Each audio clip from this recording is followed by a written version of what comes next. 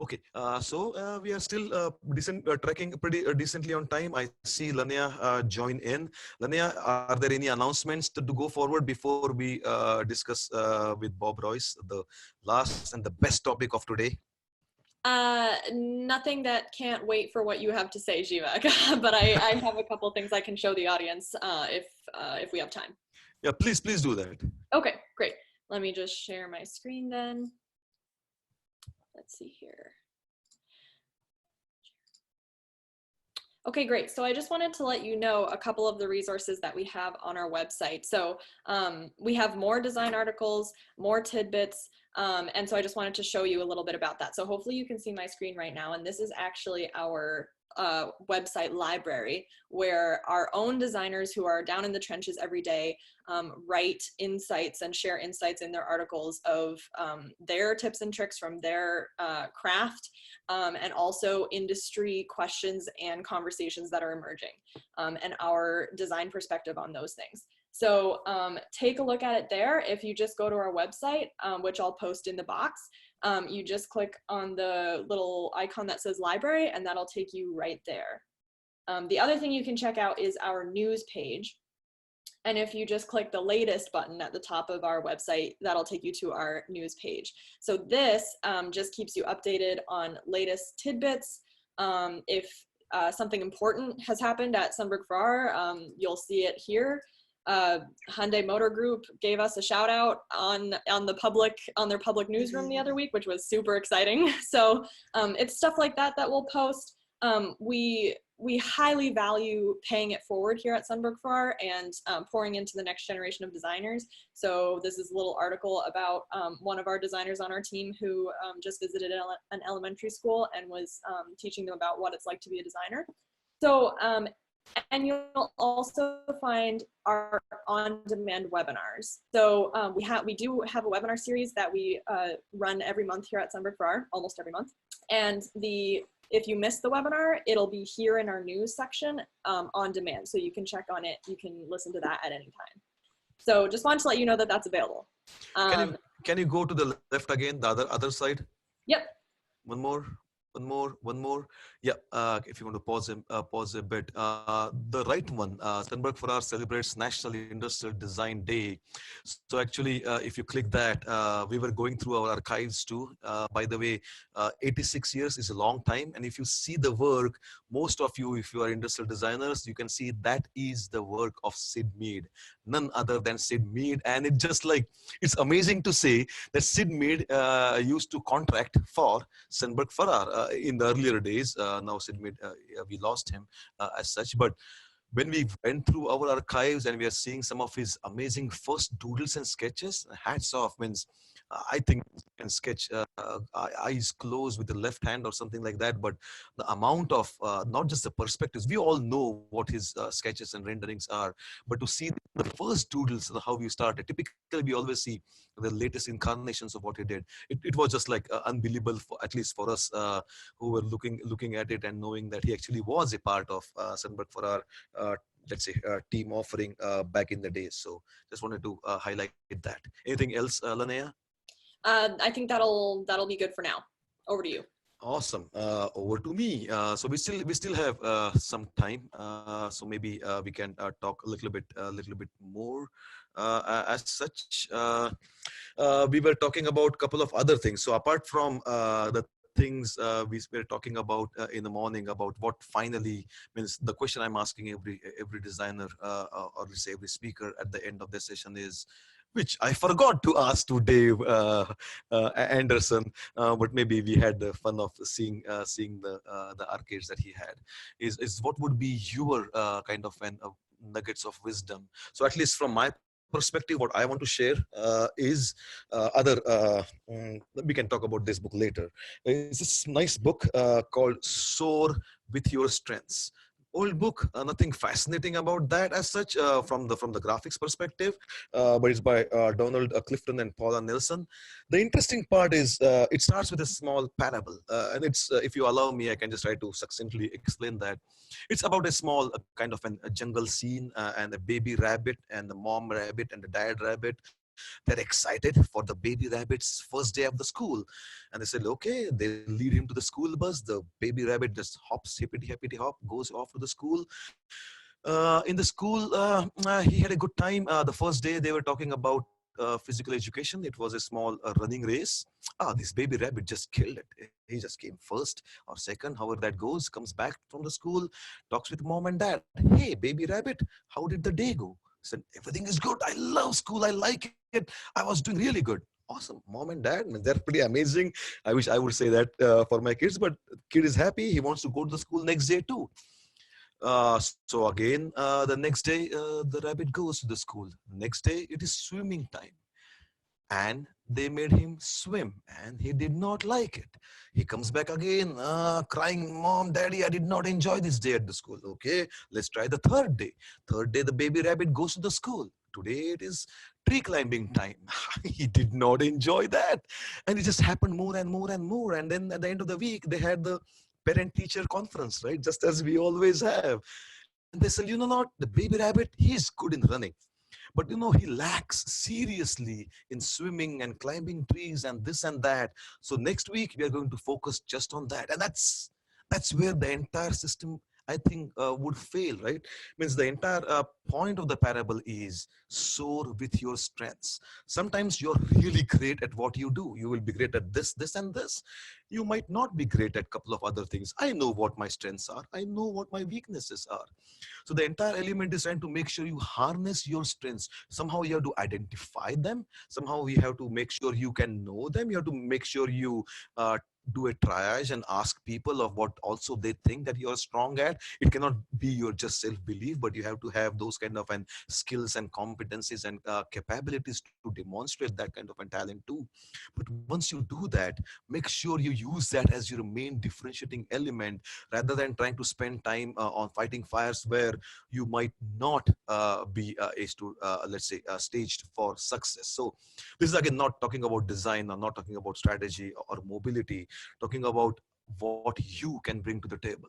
Means the perseverance, the tenacity, the curiosity, those attributes are different. Those are still pretty good, but instinctually you are good at something. It just happens, and then you have to reinforce that with plenty of other things, right? If you're good at just marketing, or marketing communications, that's your main cup of tea. If you're good at analytical problems, you can sit in a room and just build the world's amazing robots. That's one of your strengths. You then make sure you align yourself with other teammates as such, and then you rise as a team together. So the element is, uh, when we talk about soaring with your strengths, that's always needed. And we always say a team needs to be there. You have to collaborate, works together. That's really good too. But the operative word is, you have to bring something to the team. You have to be strong at something, so you can leverage the other parts along with that. So that's what we do at a design level, right? Or industrial design studio level. We are good at industrial design and engineering. Nobody can compare that with us. But then if we want to have somebody else in the world of branding, we say like, okay, we want to go and communicate with you, or talk with you, or collaborate with you. It might be somebody with the world of AI thinking as such too. Same thing on the personal level too. If you're strong at something, bring it aloud, and then make sure seek out help. It's nothing bad in asking for help, and making sure that they can fill in all those kind of elements too. So that might be my kind of a nugget as such for trying to bring something. And I just caught this. I had read this a few years ago. It actually bows to the right now what we are going through, is by Jared Diamond. Guns, germs, and steel. Literally, the rise and fall of not just the way we invent guns, were a pretty big part of technology at that time, projectile weapon, but the germs part of how not just the Spanish flu, it goes way little bit back also, way to the world of incas too, of understanding what might have happened, and how we still have to be a little bit more cognizant about that, right? Means I again, I'm just let's say industrial designer over here, understanding what's happening in the world of our civilization. But isn't it an amazing fact, like in this last 100 years, or maybe last 50 years, right? Means last year we had the 50th year of man sending to moon, the man being to moon. But in the last so many years, we have pushed Voyager beyond our solar system. We are trying to think, not we already did send robotic, I would say, rovers on Mars. We are really exploring way out in the space. But again, talking about germs means, are we not investing a lot into our, I would say, hospitalization medical strengthening area rather than just doing something else? So it's a different read, but it brought back my memories about what I should, maybe I should read that once more. But it's really good one by Jared Diamond. If you get time, read it. It's a pretty thick book. It's not light, but it talks about, I would say, the progress or otherwise of civilization and how we can try to respond to it. Awesome. I think Mr. Bob is on the standby. I see you're there. Do you want to start your screen? There you are, Viola. We have Bob over here. Hello, Bob. Hi, Jiva. Can you hear me okay? Yes, sir. I can hear you well. Thank you again for joining us. Let me try to at least share some screen to start with. Thank you again for being with us for some time. So it's nice to have that kind of an perspective of Terry, Jeff, and Dave. And not last but not the least, we have Bob join us. I have many questions already to start with, and I'm already, I would say, I have to rely on you more from your expertise in the world of information architecture. I know it's a pretty meaningful way of what we may be missing in our normal professional life. But before that, Bob, can you tell us something about you yourself? Means we will go into the details of information architecture and TUG eventually. But what do you do for fun? What inspires you? What motivates you? What's your reason for existence in the personality world? Ah, wow. A good question. I am a teacher, so I love to learn. I just love to go out and figure out what's going on in the world. Science was a big thing in my life early on, and I tend to be sort of split between the right brain, left brain kind of thing. So there's some logic and science there, but I also have a creative side. As a child, I drew and did things, but that eventually moved into this intersection of desktop publishing. And so when the Macintosh came out in the early 80s, I was 19, 20, something like that. I was like, wow, this is really cool. I had been editor of my yearbook in high school, so I knew how to lay out type and kind of organize pages and things. Really, I was an information architect early on and didn't know it because I loved to kind of, how do you structure things? So that's always been a part of my life, just figuring out how do I keep doing that for a living. And so I taught science, and then I integrated desktop publishing into a design team. So they were really good designers. I knew how to use this Macintosh thing. They had one sitting on their shelf for a couple of years. Adobe had 12 different typefaces, so it was helpful if I could get somebody to scan a new typeface that they liked, take it somewhere else to scan it, and then I would trace it in Illustrator so that they could put it on helicopters for Mother Frances Hospital in Tyler, Texas, kind of stuff. Wow. The things you couldn't do that a few years prior to that. So then that got me into realizing that I'm not going to be either I had to go back and get a fine arts degree as a designer, because I was good 20% of the time, and the people I worked with were good 99% of the time. It's like, oh, you better learn how to do this or figure out something else. And so I went to library school in the early 90s. It was like, oh, they were U of M had just brought over Dan Atkins from the School of Engineering to be the dean of the School of Information and Library Studies. And because Duderstadt, the dean at the time, said this internet's going to be a big thing. Libraries seem to be an intersection there. Why don't we do something about that? And so that was how I got started in this whole internet space. But from there, I worked for a software company that did Smalltalk object-oriented software development for big companies building software systems. And then we got bought by a company. But throughout all that time, my degree in elementary education has allowed me to navigate through to, I did mergers and acquisitions at one point. That was fun because it was learning.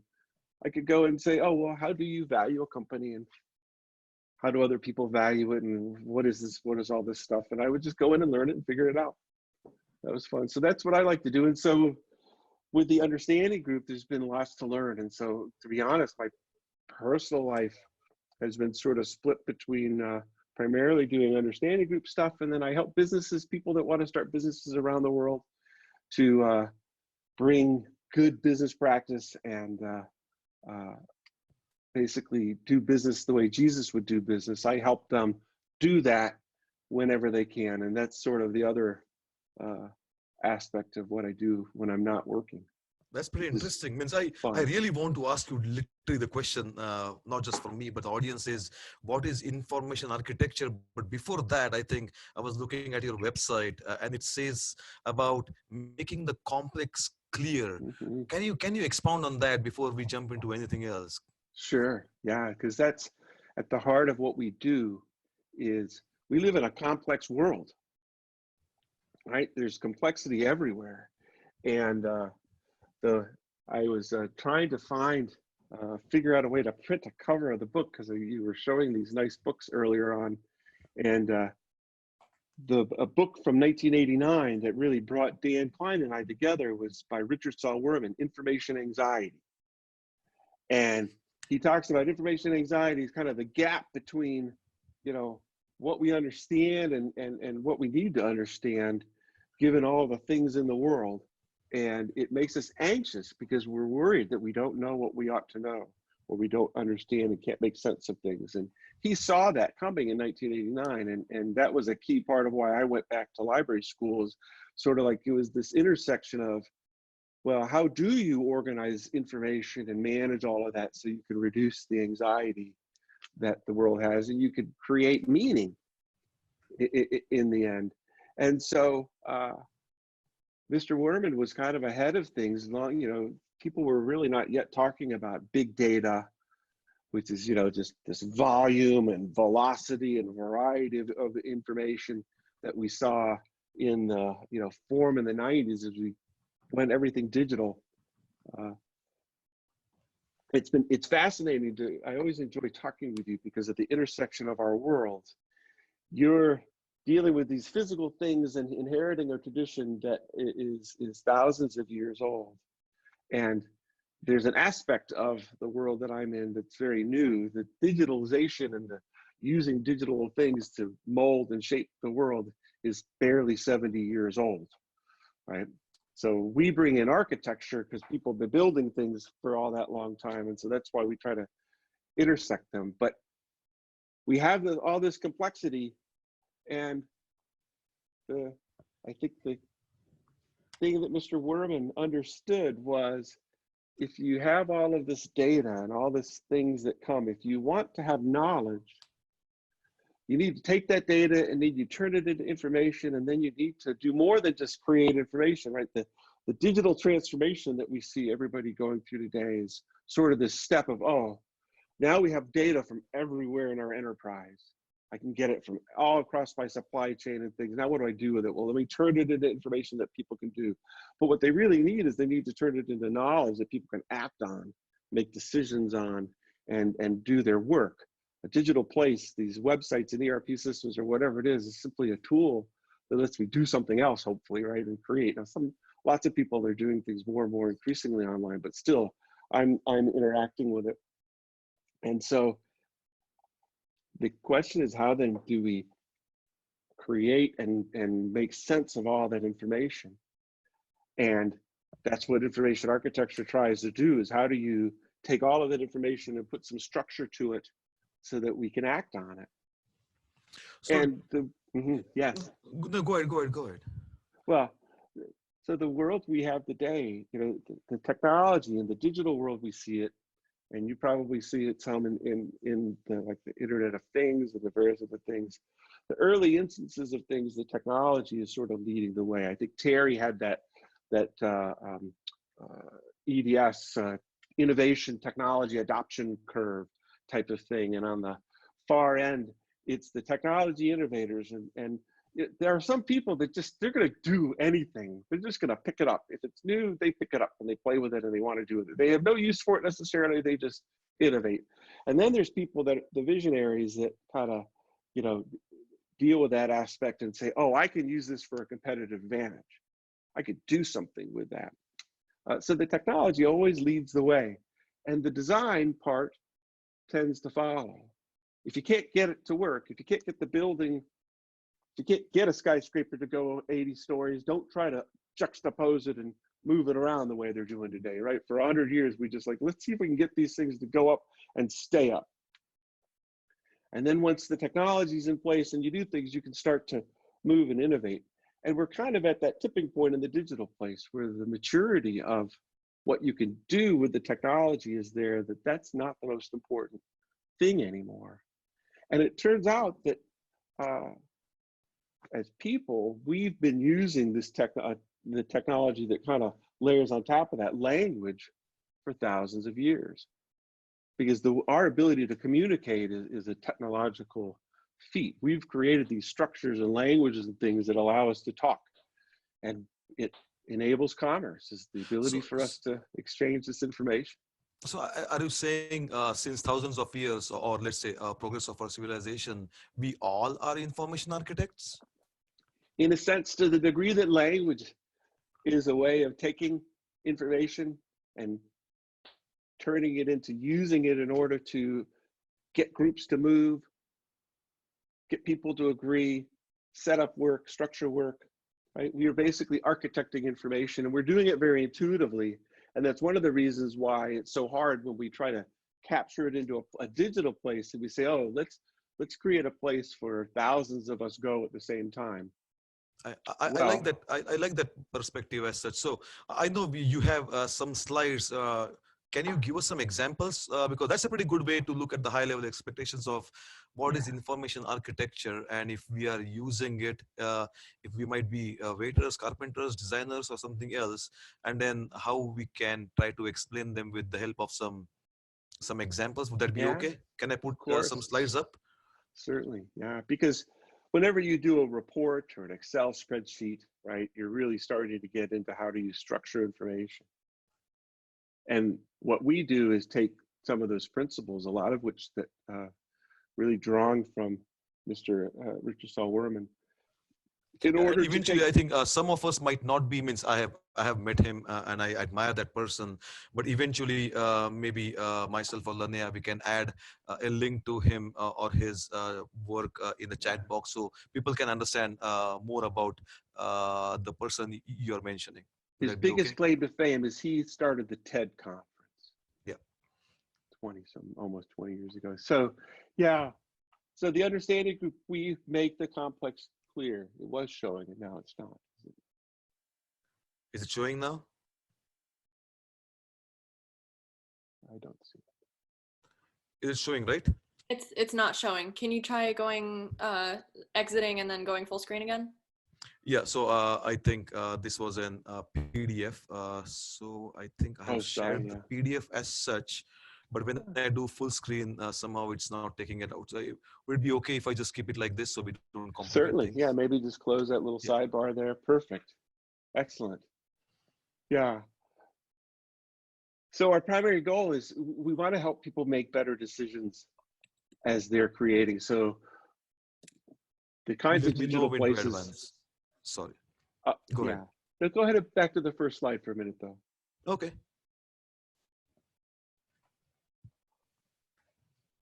So to set this up a little bit more in terms of information architecture, we basically help people architect the digital places that they need to make, their websites and software and applications, anything where you need to create a place that people go to do things and get things done.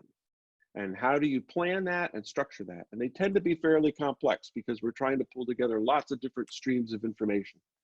And so a big part of what we help people do is make better decisions as they start, because as you plan a complex, large project, those decisions you make early on are important.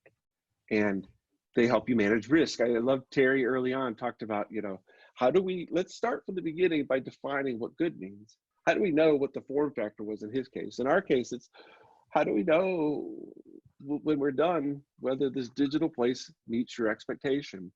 And as we'll discuss, getting at the heart of the why is a big part of starting art. And then we help you organize those things, right? So that you can take all the complex information you have and organize it. So go ahead and you can keep going and get to the more concrete stuff. Sure.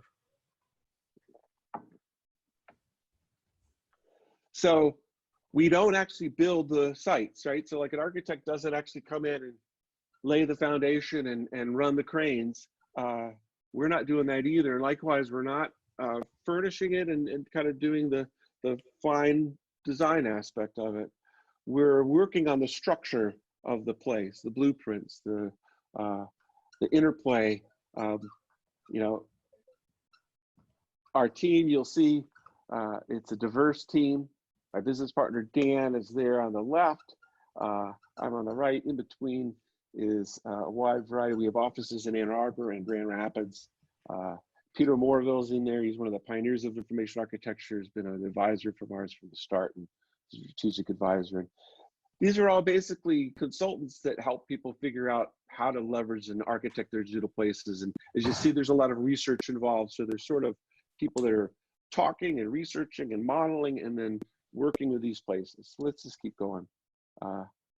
We work for a wide variety of clients, from manufacturers like Herman Miller, people with really complex information systems like Thermo Fisher Scientific, Thomson Reuters, JSTOR, ProQuest are both big, you know, they serve universities with libraries of you know, tens of thousands of journals and things. We've done, we love working with the University of Michigan.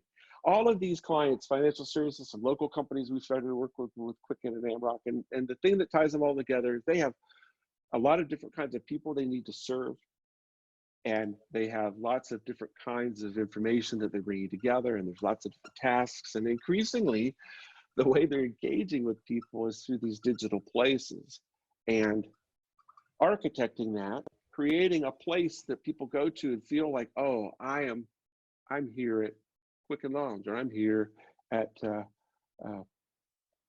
Curtin University, and wherever I go, I'm still at Curtin University, just as if you went into a building and you would always feel like I'm always in the same building. It would be disorienting if you walk through one doorway and all of a sudden you feel like, oh, am I in a different building? That would be awful. But websites and ecosystems treat us to those little effects all the time. So let's keep, so in essence, we talk about architecting these places, these digital places. The technology is a good foundation for it all, and it connects us 24/7. It's an amazing thing that we can talk to anybody in the world, anytime, anywhere, any place, through this internet and World Wide Web.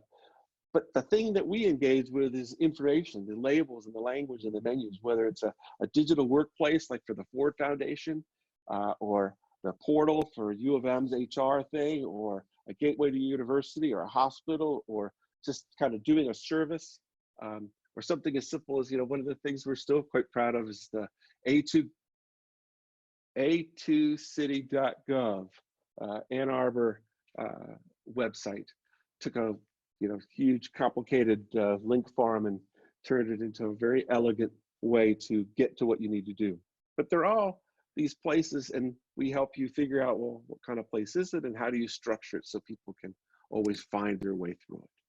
So, Right, and go to the next one. what does that look like? So, you know, if people are interested in pursuing this book is now in the 4th edition, and it's a perfectly, you know, good, solid reference. It's a, you know, detailed thing around information architecture, and there's a number of other good resources. And here's some definitions, but let's go on because I don't want to dwell on the word salads. One of the things that, in terms of how you manage complexity, that we've learned, and drawing from the world of architecture, trying to draw from traditions that have depth of experience, There's a process we apply to every information project, architecture project we do, whether it's a tiny little project to help somebody fix a small taxonomy, to architecting and bringing together, 20 different websites into some new coherent place. You start by deciding what good means. You develop a program, right? The equivalent of, and it's, why am I doing this? What is it for? What does it have to accomplish? What do people have to do? Digital places are really complex. We do audits of when we come into complex digital places. It's not unusual for a given place to have to do hundreds, sometimes, hundreds and hundreds of jobs, of things that people need to do, and it needs to be organized so that they can all do that kind of thing. Let's kind of define the scope of that, and let's define who it's for, the people aspect of it, that's so important, and then how we're going to measure success. And then we go in and it's basic kind of working through the problem solving. Let's look at what we have. What's the current state? What is all the information that you have? And at this point, research with people is very important, as all the speakers have talked about, prior. You may think you have a sense of what people need, but until you actually go talk to the people you're trying to serve, you won't have even a good proxy of exactly, of what they want. And the more you can do, the better. But you don't have to do thousands. We would recommend talking personally to a dozen people over asking 3 questions or 10 questions of 1,000 people at first, until you really have a very tight sense of the question you're asking. This generative research that you get from early on and trying to understand, well, what is this digital place for? What do we do is very important and valuable. So the analysis, and then in the future state, and this is an important point, we don't just jump to, oh, here's the technological solution and here's the way you need to wire it all together. You have to build some models and say, well, we heard this. Is this what we heard? And is this what we think will solve the problem on a conceptual basis? And you can test that. You can create very lightweight prototypes of a complex digital place, because it turns out that the things that kind of ties together all of these websites we go to is the system of language, the menus and the labels and the navigation and flow. And so it doesn't have to actually work for you to test whether someone coming to a place that wants to get a job done, they want to solve a particular problem, they're used to coming to this place, do they know where to go to do it? And when they get there, do they see the right levers? And they'll trust you that if they work the levers, it'll work when you're testing. So you could do some really lightweight testing without actually writing, much software. It's just very lightweight things. And then once you figure that all out, you can go and equip the builders. You can get to the point where you have whatever level of detail makes sense. If you have an agile team, you might just start going into sprints with them and refining, taking those prototypes and making them the next level of detail. And then at some point, they're building those in the interface, and it's a very natural progression. Or we've done projects where it's like, I want to ship this to my office in another part of the world, and can you please give me detailed kinds of things? In fact, I think the next slide shows some examples of like, what does all this stuff look like? Yeah. So Bob, coming back to the first element, deciding what good means. Mm-hmm. Does good mean good things mean different for different people? Yeah, that's a key part, is for you, for your place. Your place has a purpose. How will we know it's successful? What does good mean for it? In fact, Terry, early on, I loved his discussion about, we talk about things looking good. And one of the last slides of the deck, Mr. Werman, one of the things we really drew from him was this notion that designers often want things to look good, but the question is, can it be good? Well, that's fit for purpose. That's context. What's good for your company and your organization is different than what's good for mine. So we have tools to help people figure out, and particularly there's often tensions. It's complicated, right? What good means is not just simple cut and dried, right? Build me a good house. I've had clients ask that. That's kind of hard to do. Well, how many people are you going to serve in your house, and how many bedrooms? And do you really, do you want one bath for every kind of guest, or can we, what's the balance of things? What does good mean? And how do we strike the balance between, of course, this has to be, accessible and comfortable, but of course, it also has to be useful for work. I have to be able to do my work there. Well, what's the balance between those things? That's not for me to decide. That's not for us as information architects. right, what we're good at is helping you and your company figure out what's important to them in terms of expressing themselves digitally, figuring out the balance. And then when we talk to people and we understand your language, we can come up with a place that we think strikes that balance appropriately. Yeah, that means I enjoyed the way you put that in the context about the look good versus be good, because that's a pretty hard decision, and sometimes that might be answered by the corporate strategy people also, because Right. it's what might be good for one person in their one-on-one interaction in the laundry room with the product might be completely different way. The manufacturing team is going to look at zero carbon footprint versus what might be the best thing for the biosphere, or for the entire collective humanity also. So you're right, the be good part is different. There are different meanings and connotations to it, and sometimes it might be nowadays, especially in this context of COVID-19 too, what is good for one person versus what is good for hundreds of people or thousands of people. Means right now there is nothing else than the amazing evidence around that everything is connected, and the goodness you have to understand how Indeed. soon or how fast you're equipped to solve particular that. So that's pretty important. Does that just a curious question, as one design studio to another, does that take a lot of mental, I would say, calories to burn to extract that out from the range of different stakeholders? How hard is that in your entire, I would say, process? Well, it depends on how easy it is to get the access to the right stakeholders.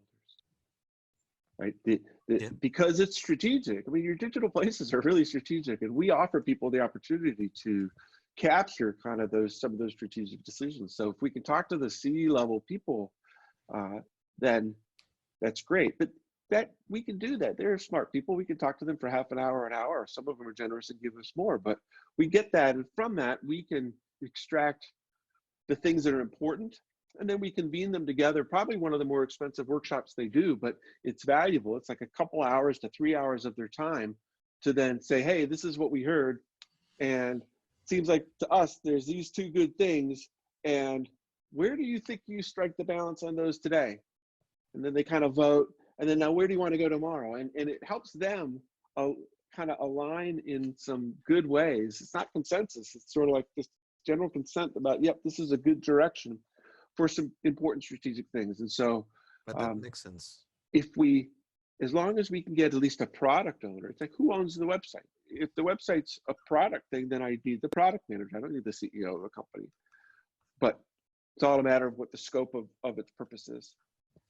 I like that, and I'm sorry for asking that question. We can go to the next slide. Okay. Yeah, but just in terms of people, like, well, the green and blue chitlets, right? Those are votes. So we asked a group of people a set of questions of how do you strike balance two good things, and the green was where they voted the first time. And sort of on average, they said, well, we think we balance it a little bit this way. And we ask why the variety, and people get their voices out and understand, and we get clarity about what we mean by those things. And then we vote, well, where do you want to go tomorrow? Where should we target if this is where we are today? And they do that. And then you get a sense of direction and of distance. That's a pretty big change right there that we're looking at in this kind of thing. And then we talk to people, right? So you got these little pictographs of, those are, personas or user models. We tend to do more journey kinds of things because the places we work with tend to be a little bit more complex now. But this is all around the U of M HR portal. And then one of the things we did, the current state map, that little bottom thing, those are the 30 different websites you used to have to go to do your job at U of M. Something to do with working at U of M or HR at U of M. There were 30 different places of different sizes and scales. And that was too much, it was confusing. And so the picture, the purple and the pink is like, well, and there's little gray boxes, like, well, could we actually put those into 3 different places? Everything, like there's a place for working, doing your job. There's a place, a lot of those places are benefits and wellness. And then some of those places are just about the HR department. And the answer was yes. And so now hr.umich.edu, you go to, and you get to all of those places through one place, 3 doors, and then guide you to the different places. And 5 years later, it's still been kind of structural. And then we do the wireframes that people often think of as kind of IA. And then ideally you come up with plans, right? So the next slide, when you're done, it's plans that can work across multiple contexts, because we can't say how you're going to access this. Often I'd say less than a third of our projects allow us to either be just mobile or just desktop or iPad, right? 60-70% of people, their place is going to be accessed probably more by phone than they think. Maybe not today. Today, I think everybody realizes that probably the majority of your traffic's coming from a phone or somebody sitting on their iPad kind of thing. And how you how you structure your place to work across that's not a trivial thing to do. That's pretty interesting. So predominantly it's for digital domain. That's what your work typically would be focused in? It is mostly, but we have done a project, kind of a fun project in kind of the physical space, which we could talk about. So this is a project by a company, Brickworks. It's a joint venture with AB InBev and Keurig, and they basically figured out a way to take your coffee pods and create old fashions and mojitos and the like in pods, and you put the pod in that little device and you put your glass in and out comes an old fashioned. No mixing. You don't have to know that it's made of bourbon. You don't have to know that there's Angostura bitters. You don't have anything, right? And it turned out that before this, pretty much every way you organized cocktails was how you made them, because you had to make them. Somebody had to make them.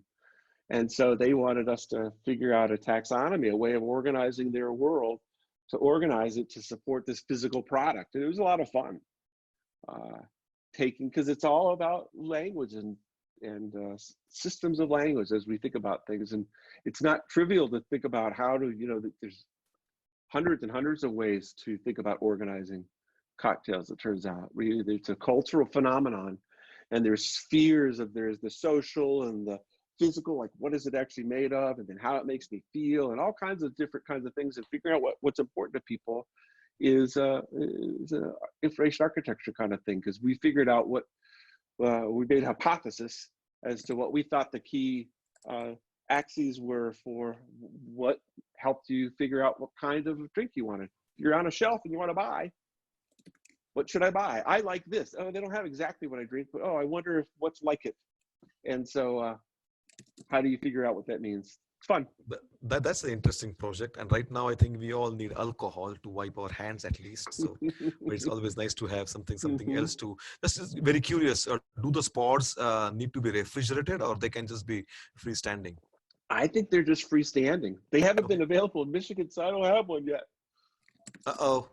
We need to go to Illinois and try this out. I almost got one shipped to my sister for Christmas just to try it, and I don't know why I didn't. I think I failed at the end. Well, we can always try that anytime. I thought it might be too tempting to just. There's something about having to make a drink that slows you down. That's not really a big problem for me, but. Yeah. Should I go to the next slide? Or? Well. Yeah, I think. That's. Sorry, go ahead. Yeah, well, this is sort of the quote we talked about. One of the things that drew Dan and I together was Mr. Worman, who started the TED conference and has written a lot of different books, and really is kind of the father of information architecture in a lot of ways.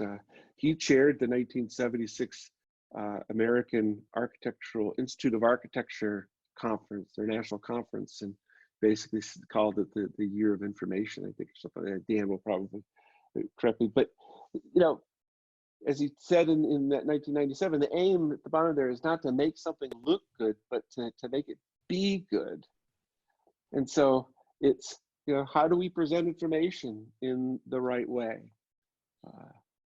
And I wanted to just end the last slide. If people are interested in information architecture, we have some resources that they can download.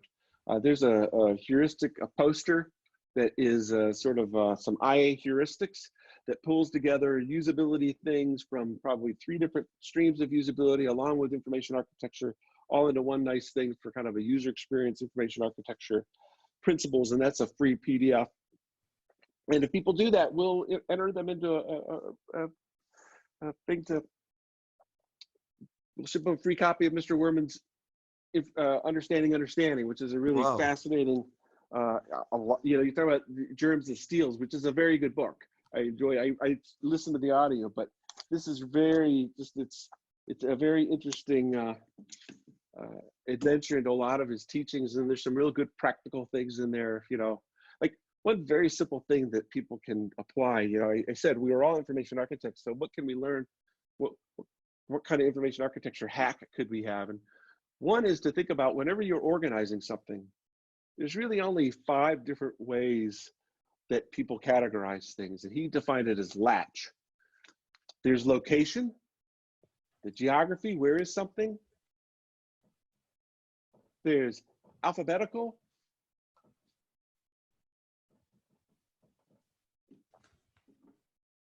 There's time. I better remember them all. What's C? H is hierarchy. Now I'm blanking on C. How silly is that? But it's in this book. Maybe chronology? I don't know. I think that covers my time. It's okay. But we can go back again to I think the element of look good and be good. That's pretty interesting to way. And I have I think he's for 16 years he sold off to Chris Anderson. So what he started was absolutely amazing as such. So you mentioned as you were discussing a couple of things about you try to make sense of the taxonomy of the architecture.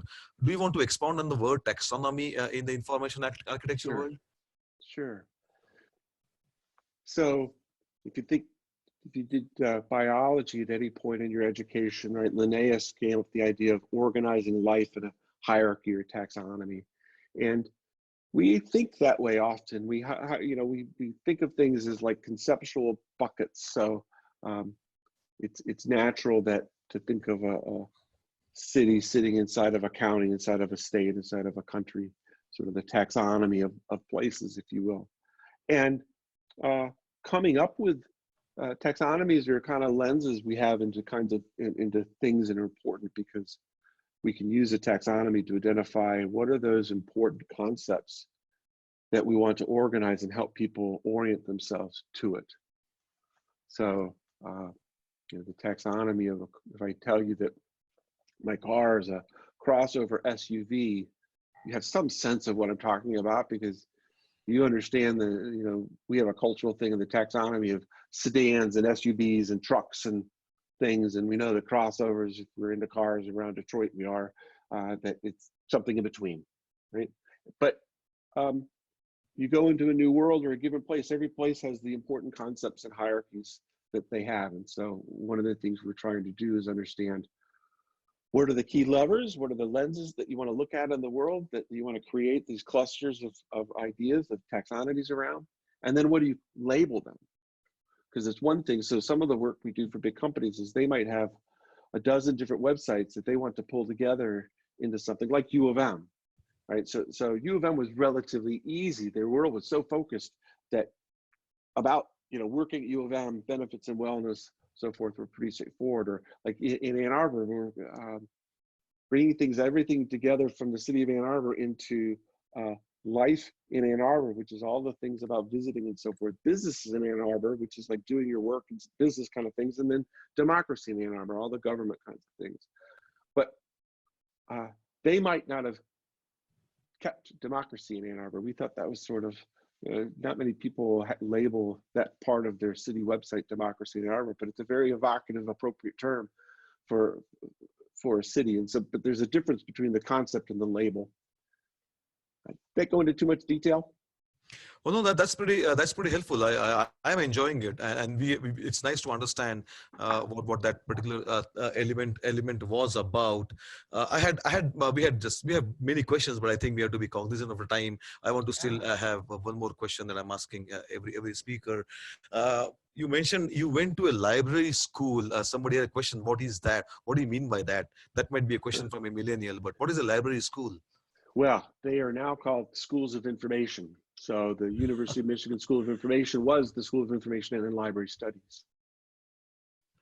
And at the time before the internet, it was all about libraries.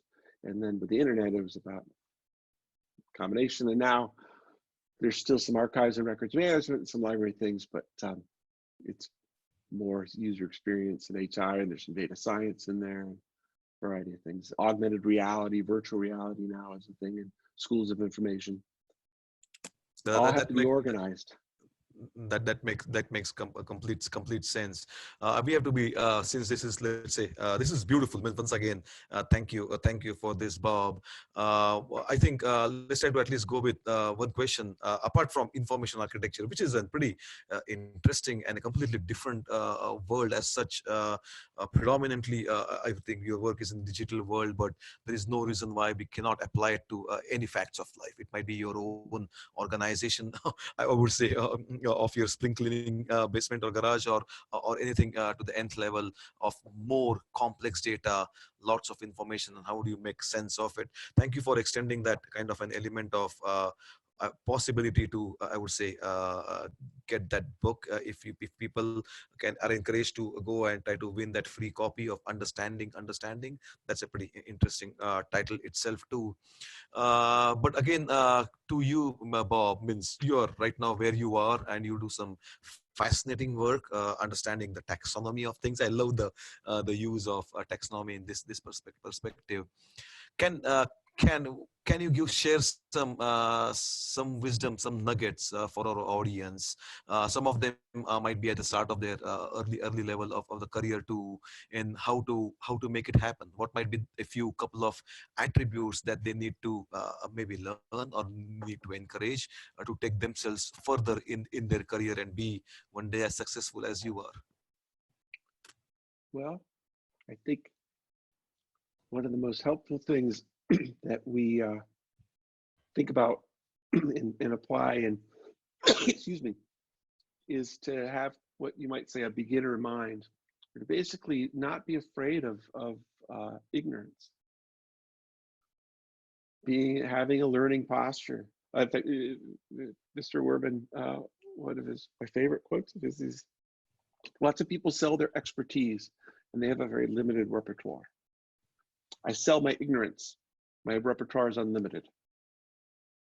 Because if you're comfortable coming in, not understanding, and then learning to understand and wrap something from an outside perspective, at least if you're interested in information architecture, that's a very healthy posture to have, because that's basically what we have to do. We have to assume we're not experts in the business. I just want to understand what your business is and what your levers are. Then I understand how language works, so I can take that beginner. And then I don't know what your people will want. I'm not a digital design strategist. I can't tell you what the wins and wherefores are of people, but I can go out and talk to them with a dispassionate beginner mind and just learn. It's like, oh, well, how do they want to interact with those things that they said they wanted to do? Wow, look at that. There's some alignment, there's some disconnect. And now let's go back and figure out what to do about that. That's pretty interesting. And I said that was the last question, but I think I should ask you this question. That's pretty interesting. That's a pretty heretical, if at all, a strategy to let them know that you're not an expert. You're selling your ignorance. How do you sell this as a small studio? Is that your business development kind of an flagship well, thing it's to go? certainly Does it never work? been something we've hidden. What we're good at, we know how to structure digital projects. I could promise you that if you want to take and do something complex, if you have some new thing you need to design and bring together 5 different websites, or redesign a website that you know is out of date, I have a process for doing that. We're experts at that. But every one of those things is going to be different, right? The business needs that you have for your website, I couldn't possibly be a specialist in every business. We've even tried to avoid, we have some technological expertise, because our clients have adopted particular technologies that uh, require us to work with those and doing that. But in general, I try to be very technology agnostic too, because those all come and go. That's our big focus is what, not how.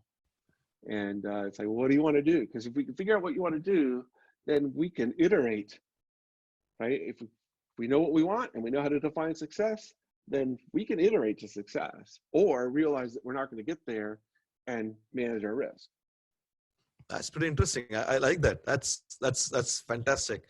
Once again, Bob, thank you for your nuggets of wisdom. Information architecture is something that we will try to learn more, and we can make sure we can send some of those links that you're talking about, especially about the book to our audience, and we will take it from over there. Once again, thank you for your time. Feel free to join us tomorrow also, and try to hear Yes. about the other perspectives of design, and feel free to just unmute and still be with the conversation. I will try to wrap today's day in a couple of minutes. We are This has perfectly been on very time. wonderful. So once Thank you. again, yeah, thank you. So once again, ladies and gentlemen, guys and girls all over the nation and the world, thank you for being a part of this first day. I think I will always be biased. We had a good day, amazing four kind of different perspectives, a point of views from different, I would say, personalities and disciplines to finally reach to the main core, the kernel of how to make your product or your business be successful. You're trying to go there to add some value in the lifestyle of people or corporations or governments or libraries or schools. How you make that happen? Design is one approach. There may be so many elements to make sure we should be cognizant of. That's the main element for tomorrow also. We'll be joined by four other experts, and they will be bringing in their kind of perspectives to the light as such. So I know this is completely. I should have been a doctor if I write so bad, but somehow we will try to. I will try to see if somebody requests. I will try to send them the images of this, and you can make sense of it a little bit. But we had things from Terry, from Jeff, from Dave, and Bob. And tomorrow we will fill the board once again with other, I would say, nuggets of wisdom too. Maybe a last thing, just FYI, as such means that's one of our main point of view that you see on the screen. Stop being all things to all people. Start by being something to someone, and in a way, eventually, what all we are talking today comes down to those elements about clarity, about the confidence, about the way to make sure how you are putting out. I would say the menu card of what you are happy, what you are doing, and that's not just the product, because when we say industrial design, it's very easy to explain what we do in the kind of a reality of a product or a hardware tangible product. But the main thing is how you blend that with the software and how you blend that with the servicetization of it also. So all three together make it a strong element. And right now what we heard from let's say Bob also about how the product can be leveraged, how it's going to be found. Even Jeff said the same thing also. Many people are going to find your products on Amazon or retail sites like that. How to make sure whatever you're standing out for, whatever is your brand promise, is not only squeezed in the object itself, it has to be done. There is no escape from that. Your product has to liberate all the claims you're making in the world. But apart from that, once you do that right, how to make sure on this all the other touch points, especially digital touch points, how to make sure there is an alignment as such of what values you stand for. So that's, I think I don't need to go over time today. I'll always go and talk anytime I want, but we'll try to be respectful of the time. Thank you everybody for joining. We had a pretty amazing range of people joining us throughout the entire day. Hopefully we'll try to see you and meet you again tomorrow, again at 12 noon Eastern Standard Time as such, and we will learn little bit more things from over there. Lania, is there anything else that you need me to be stating or sharing, or should we call that a day? I will at least do one thing that Lania would kill me if I don't do this is I know you love us, but if you want to share the love on this amazing social media world that for the next 3 or 4 months is going to be our main mothership, everybody will be virtual. So share some love on Instagram, connect us via LinkedIn, and let us know, either Lanea or myself, what other things we can do tomorrow too. If something, what things worked for today, what things you would like to see more. If you want to send some questions for tomorrow's thought leaders, please do that. We will try to address that too. Lanaya, anything else? Yeah, I'll just quickly show you my screen here. If Please, you please. also, just to let you know that it's available and where to find it, if you're looking to know what the schedule of speakers are for tomorrow and when to tune in and that kind of thing, this page is right on our website. I just sent the link in the chat box, and this is where you can, this is the event page, and it's got all of our speakers with the times they will be speaking. So just know that that's available to you, and you can check that out to know what's going on tomorrow. So our first speaker would be Drew from the branding from Skidmore Studio. Second, we will have Jamie join in from the franchisee business for the Big B Coffee kind of a case study. Then we will have Olga from Design Core Detroit, as such, to talk about design and cities. That's just going to be an excellent discussion and topic about how design can be used to leverage the economic kind of an turnover also. And last and absolutely not the least, we will enjoy some time with understanding what does design and innovation and design strategy or innovation strategy would lead through. And one of the slices would be innovation pathways. And I'm sure we'll have a great time. And then that will be the end of the second day too. So till that time, over and out, and keep on washing your hands with soap. Keep on going outside a little bit, not on the streets, but in a park or somewhere, to make sure you are taking care of the exercise. I need to do that too. I'm ready for a small run myself. And send us your questions. Thank you. Over and out.